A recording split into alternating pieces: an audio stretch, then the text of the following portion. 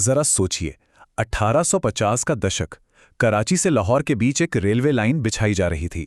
British engineers वहां खुदाई कर रहे थे और तभी अचानक से उन्हें कुछ पक्की ईंटें और पुराने खंडर मिलते हैं। उस वक्त किसी को अंदाजा भी नहीं था कि ये चंद ईंटें कोई मामूली बात नहीं है। ये दरअसल एक पूरी की पूरी खोई हुई दुनिया का सुराग थी, जो हजारों सालों से जमीन के नीचे दबी पड़ी थी। आज के इस विश्लेषण में हम उसी विशाल और लगभग भुला दी गई दुनिया की बात करेंगे, जिसे हम सिंधु घाटी सभ्यता कहते हैं। एक ऐसी सभ्यता जिसने आधुनिक दुनिया के वजूद में आने से बहुत पहले ही ऐसे स्मार्ट शहरों की नींव रख दी थी, जिन्हें देखकर आज के इंजीनियर भी बस सिर खुजाते रह जाते हैं। तो चलिए सीधा गहराई में उतरते हैं। ये इतिहास के सबसे बड़े अनसुलझे रहस्यों में से एक हैं। एक ऐसा साम्राज्य जो उस दौर की मिस्र और मेसोपोटामिया की मशहूर सभ्यताओं को अगर मिला भी दिया जाए ना, तो उनसे भी कहीं ज्यादा बड़ा था। आखिर ऐसा क्या हुआ कि इतनी एडवांस्ड, इतनी विशाल और वेल ऑर्गेनाइज सभ्यता रातों रात गायब हो गई? और सबसे बड़ी बात, दुनिया को पूरे 4000 सालों तक इसके होने की भनक तक नहीं लगी। ये इतिहास का कोई आम चैप्टर नहीं है, बल्कि एक तरह का पुरातत्विक कोल्ड केस है, जिसे आज हम साथ मिलकर डिकोड करेंगे। अब इस रहस्य को एक और चीज बेहद दिलचस्प बना देती है, और वो है ये शब्द, आद्य इतिहास या प्रोटो हिस्ट्री। देखिए, इतिहास हम आमतौर पर उन पन्नों से पढ़ते हैं जिन्हें कोई लिख कर गया हो। अब सिंधु घाटी सभ्यता ने हमारे लिए हजारों मोहरें और लिपियां छोड़ी हैं। मतलब उनके पास अपनी एक प्रॉपर लिखित भाषा थी। लेकिन ट्रेजेडी देखिए, आज तक दुनिया का कोई भी एक्सपर्ट इस लिपि को डिकोड नहीं कर पाया है। वो लोग खुद को क्या कहते थे, उनके शासक कौन थे, ये सब आज भी उन पत्थरों में खामोशी से कैद है। वो सभ्यता हमसे बात तो करना चाहती है, लेकिन हम उनकी भाषा ही नहीं समझ पा रहे। आइए अब जरा टाइमलाइन पर नजर डालते हैं और देखते हैं कि ये सब कैसे शुरू हुआ। कार्बन डेटिंग से हमें एक बहुत ही क्लियर पिक्चर मिलती है। 2600 ईसा पूर्व के आसपास छोटी छोटी बस्तियों ने बड़े नगरों का रूप लेना शुरू किया। फिर 2350 ईसा पूर्व तक आते आते ये सभ्यता अपने बिल्कुल पीक पर थी, एकदम प्रॉस्परस, मैच्योर और ग्लोबल ट्रेड से जुड़ी हुई। लेकिन फिर लगभग 1900 ईसा पूर्व के आसपास कुछ ऐसा होता है कि इनका पतन शुरू हो जाता है और 1750 ईसा पूर्व तक ये महान नगरीय सभ्यता अपने आखिरी फेज में पहुंच जाती है। अगर हम इसके फैलाव की बात करें तो इसका ज्योग्राफिकल दायरा सच में हमारी कल्पना से कहीं परे था। उत्तर में जम्मू कश्मीर के मांडा से लेकर दक्षिण में महाराष्ट्र के दैमाबाद तक, और पूर्व में उत्तर प्रदेश के आलमगीरपुर से लेकर पश्चिम में बलोचिस्तान के सुतका गेंडोर तक। ये आज के भारत, पाकिस्तान और अफगानिस्तान के एक बहुत बड़े हिस्से में फैला हुआ एक विशाल नेटवर्क था। ये सिर्फ नदियों के किनारे बसी कुछ बस्तियां नहीं थीं, बल्कि एक बड़े सब कॉन्टिनेंट को कंट्रोल करने वाला एक बेहद स्ट्रॉन्ग सिस्टम था। और जब मैं विशाल कह रहा हूं, तो जरा इस नंबर पर गौर कीजिए, 20 लाख वर्ग किलोमीटर। मतलब ये इलाका अपनी समकालीन सभ्यताओं की तुलना में करीब 12 गुना ज्यादा बड़ा था। अब हैरानी की बात यह है कि इतनी बड़ी जगह में एक जैसी ईंटें, एक जैसी सड़कों की प्लानिंग और एक जैसे माप तौल के साधनों का मिलना, ये इस बात का पक्का सबूत है कि ये कोई बिखरा हुआ समाज नहीं था, बल्कि एक गजब का वेल कनेक्टेड और ऑर्गेनाइज्ड एडमिनिस्ट्रेशन था। तो चलिए सबसे पहले बात करते हैं इनके उत्कृष्ट नगर नियोजन की, यानी इन्होंने अपना ये ग्रिड सिस्टम कैसे खड़ा किया। अगर आप इनके किसी भी शहर का नक्शा देखेंगे तो पाएंगे कि वो बहुत ही सोच समझकर 2 हिस्सों में बटा होता था। पहला हिस्सा दुर्ग या सिटाडेल कहलाता था। ये पश्चिम दिशा में एक ऊंचे चबूतरे पर बना होता था, जो अक्सर सुरक्षित दीवारों से घिरा होता था। शायद ये प्रशासनिक कामों या वीआईपी लोगों के लिए था। और दूसरा था निचला शहर, जो पूर्व दिशा में एक बहुत बड़े इलाके में फैला था, जहां आम नागरिक रहा करते थे। ये हमें उनके एक बहुत ही सुलझे हुए सोशल स्ट्रक्चर के बारे में बताता है। और अब जो बात मैं बताने जा रहा हूं, वो ये साबित करती है कि साफ सफाई और सिविक सेंस को लेकर ये लोग कितने ज्यादा सीरियस थे। इनके शहरों की सड़कें बिल्कुल सीधी थीं और एक दूसरे को 90 डिग्री के एंगल पर काटती थीं, बिल्कुल किसी मॉडर्न ग्रिड की तरह। और सबसे ज्यादा चौंकाने वाली बात, पक्की ईंटों का बड़े पैमाने पर इस्तेमाल, वो भी एक फिक्स्ड स्टैंडर्ड साइज में।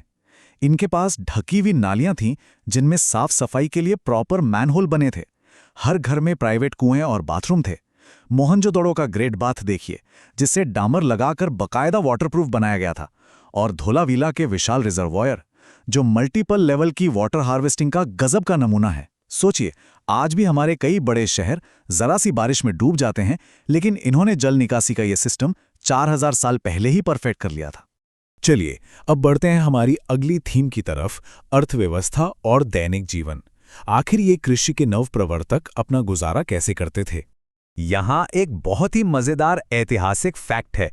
हम सब जानते हैं कि वो गेहूं और जौ तो उगाते ही थे, लेकिन क्या आपको पता है कि सिंधु घाटी के लोग पूरी दुनिया में सबसे पहले कपास यानी कॉटन उगाने वाले लोग थे? जी हाँ, इसी वजह से प्राचीन यूनानियों ने इस इलाके को सिंडोन नाम दिया था, जो शायद सिंधु शब्द से ही निकला है। तो एक तरह से आप कह सकते हैं कि पूरी दुनिया को सूती कपड़े पहनने का ट्रेंड शायद यहीं से मिला। अब ये नंबर 16 सिर्फ कोई रैंडम संख्या नहीं है, ये दरअसल उनकी पूरी व्यापारिक प्रणाली को समझने की एक चाबी है। सिंधु सभ्यता की खुदाई में जो वजन और मापतौल के बांट मिले हैं ना, वो सब 16 के गुणक यानी मल्टीपल में है। जैसे 16, 32, 64 और ऐसे ऐसे ही। अब आप खुद सोचिए, हजारों किलोमीटर में फैली इतनी बड़ी सभ्यता में मापतौल की इतनी गजब की एकरूपता, ये बिना किसी बहुत ही सॉलिड व्यापारी वर्ग और सख्त एडमिनिस्ट्रेशन के तो पॉसिबल ही नहीं है। अब आते हैं कला, संस्कृति और मान्यताओं पर। एक ऐसा समाज जहां कोई मंदिर नहीं था। अब ये जो तुलना है ये बहुत इंटरेस्टिंग है। जब हम सिंधु घाटी की तुलना उस वक्त के मेसोपोटामिया से करते हैं तो एक बहुत बड़ा फर्क नजर आता है। मेसोपोटामिया में सड़कों का जाल थोड़ा अस्त व्यस्त सा था। वहां बड़े बड़े भव्य मंदिर थे और ऐसा लगता है कि समाज को कुछ बहुत ही पावरफुल और आक्रामक पुरोहित राजा चलाते थे। लेकिन इसके बिल्कुल उलट सिंधु घाटी में हमें एकदम शांत, समकोण पर काटती सड़कें मिलती हैं। पूरे इलाके में कोई एक भी मंदिर या भव्य महल नहीं मिला है। ये देखकर ऐसा लगता है जैसे ये एक बहुत ही पीसफुल, बराबरी वाला समाज था, जहां शायद पावर किसी एक तानाशाह के हाथ में नहीं बल्कि एक कम्युनिटी बेस्ड सिस्टम के पास थी। खुदाई में हमें जो चीजें मिली हैं वो उनकी मान्यताओं की एक बहुत ही खूबसूरत कहानी सुनाती हैं। हमें सेलखड़ी पत्थर की बनी हजारों मोहरें मिली हैं जिन पर रहस्यमयी एक सींग वाले जानवर और कुबड़ वाले सांड की डिजाइन है। इनमें सबसे फेमस है पशुपति मोहर। इसमें योग की मुद्रा में एक आकृति है जिसके चारों तरफ जानवर बैठे हैं। कई एक्सपर्ट्स इसे शिव का शुरुआती रूप मानते हैं। फिर है वो मशहूर 4 इंच की कांसे की डांसिंग गर्ल की मूर्ति जो लॉस्ट वैक्स टेक्निक से बनी है। ये उनके हाई लेवल के मेटल वर्क का सबूत है। इसके अलावा वहां मिट्टी की हजारों मातृ देवी की मूर्तियां भी मिली हैं जो ये इशारा करती हैं कि ये लोग प्रकृति की पूजा करते थे और शायद उनका समाज मात्र सत्तात्मक भी था। और अब हम आते हैं सबसे बड़े और अनसुलझे रहस्य पर, इस महान सभ्यता का अचानक पतन। आखिर 1900 ईसा पूर्व के आसपास ये भरे पूरे शहर वीरान क्यों होने लगे? आज के समय में साइंस और पुरातत्व मानते हैं कि इसका खात्मा किसी एक घटना का नतीजा नहीं था, बल्कि ये कई सारे कारणों का एक चेन रिएक्शन था। क्लाइमेट चेंज की वजह से मानसून का पैटर्न बदल गया, जिससे भयंकर सूखा पड़ने लगा।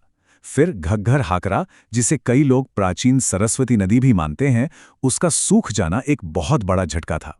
इसके ऊपर से टेक्टोनिक प्लेट्स खिसकी, जिससे भूकंप आए और नदियों का रास्ता बदल गया, जिससे भयानक बाढ़ आई। जब खेती बर्बाद हो गई और नदियां सूख गईं, तो उनका पूरा ट्रेड और इकोनॉमी का नेटवर्क ताश के पत्तों की तरह ढह गया और आखिरकार लोगों को अपने इन शानदार शहरों को छोड़कर ग्रामीण बस्तियों की तरफ जाने के लिए मजबूर होना पड़ा। अब यहाँ सबसे जरूरी पॉइंट समझने वाला ये है, दशकों तक ये थ्योरी पढ़ाई जाती रही कि आर्यों के किसी बड़े आक्रमण ने इस सभ्यता को नष्ट कर दिया, लेकिन आधुनिक साइंस और साक्ष्यों ने इसे पूरी तरह से खारिज कर दिया है। खुदाई में हमें किसी भी बड़े युद्ध, हथियारों या नरसंहार के कोई सबूत नहीं मिले हैं। और तो और राखी गढ़ी में जो लेटेस्ट डीएनए स्टडीज हुई हैं, उनसे ये बिल्कुल साफ हो गया है कि सिंधु घाटी के लोगों में सेंट्रल एशिया या स्टेपीज की कोई जेनेटिक वंशावली नहीं थी। तो इसका सीधा सा मतलब यह है कि पतन का कारण कोई हिंसक आक्रमण नहीं, बल्कि पर्यावरण और प्रकृति में आए बदलाव थे। तो अंत में ये पूरी कहानी हमें एक बहुत ही रोमांचक मोड़ पर लाकर खड़ा कर देती है। उनकी वो एडवांस टेक्नोलॉजी, उनका वो शांत और व्यवस्थित समाज, पर्यावरण से उनकी जंग, ये सब तो हमने सिर्फ उनके छोड़े हुए खंडरों और ईंटों से समझा है। पर जरा सोचिए, जिस दिन उनकी उस चित्रात्मक लिपि का कोड क्रैक हो गया, जिस दिन हम आखिरकार ये पढ़ पाएंगे कि उन्होंने खुद क्या लिखा है, उस दिन इंसानी इतिहास के और कौन-कौन से दबे हुए राज हमारे सामने खुलेंगे। क्या पता जो कुछ भी हम आज तक जानते हैं वो तो बस एक छोटी सी शुरुआत हो। इतिहास की परतों में अभी और भी बहुत कुछ है जिसे खोजा जाना बाकी है। आज के इस विश्लेषण में बस इतना ही। सीखते रहिए और इतिहास के इन पन्नों पर सवाल उठाते रहिए।